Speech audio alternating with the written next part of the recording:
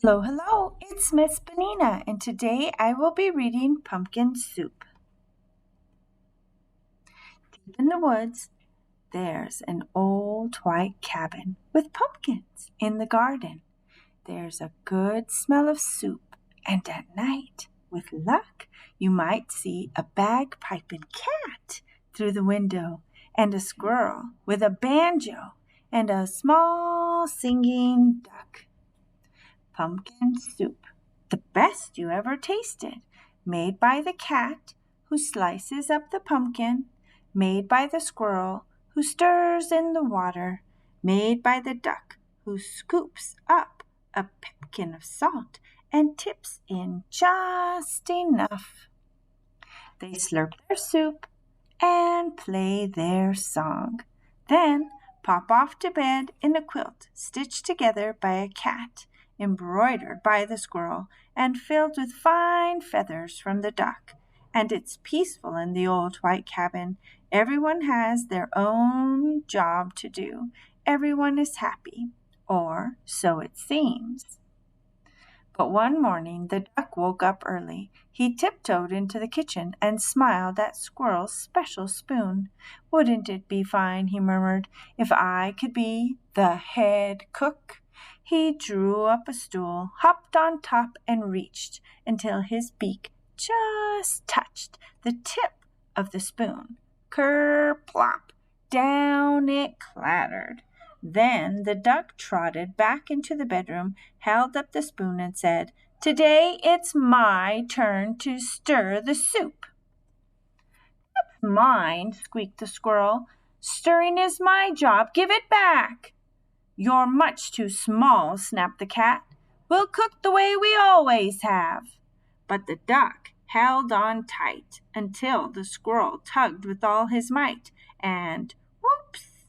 The spoon spun through the air and bopped the cat on the head. Then there was trouble, a horrible squabble, a row, a racket, a rumpus in the old white cabin. "I'm not staying here," wailed the duck. "You never let me help with anything." And he packed up his wheelbarrow, put on his hat, and waddled away. "You'll be back," stormed the cat, "after we've cleaned up." And the squirrel shook his spoon in the air, but the duck didn't come back. Not for breakfast, not even for lunch. "I'll find him," scoffed the cat. "He'll be hiding outside. I bet he's in the pumpkin patch." But the duck was not in the pumpkin patch. They could not find him anywhere. So they waited all that long afternoon. The cat watched the door. The squirrel paced the floor. "That duck will be sorry when he comes home," they muttered. But the duck didn't come home, not even at soup time. The soup wasn't tasty. They'd made it too salty. They didn't feel hungry anyway. They both sobbed over supper, and their tears dripped into the soup and made it even saltier. "We should have let him stir the soup," sniffed the squirrel. "He was only trying to help," wept the cat. "Let's go out and look for him." The cat and the squirrel were scared as they wandered down the path in the dark, dark woods. They feared for the duck all alone in the trees, and the foxes, and the wolves, and the witches, and the bears. But they couldn't find him. On and on they trudged until they reached the edge of a steep, steep cliff. "Maybe he fell down that," wailed the cat.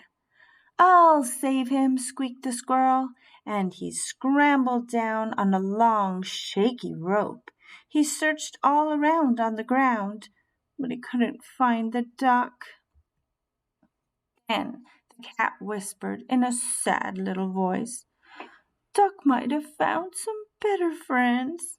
He might, sighed the squirrel. Friends who let him help.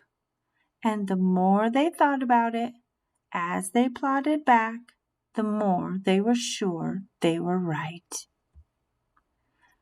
But when they were almost home, they saw light shining from the old cabin.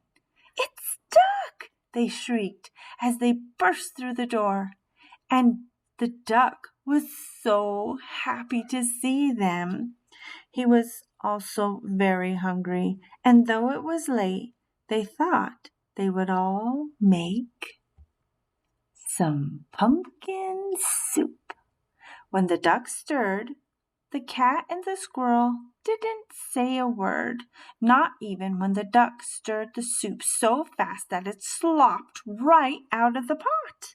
Not even when the pot got burned. Then the duck showed the squirrel how to measure out the salt, and the soup was still the best you ever tasted.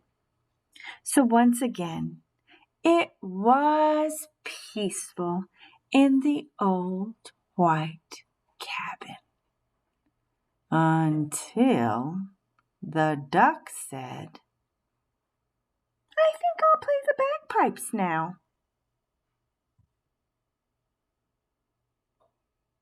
The end. Bueno, bye.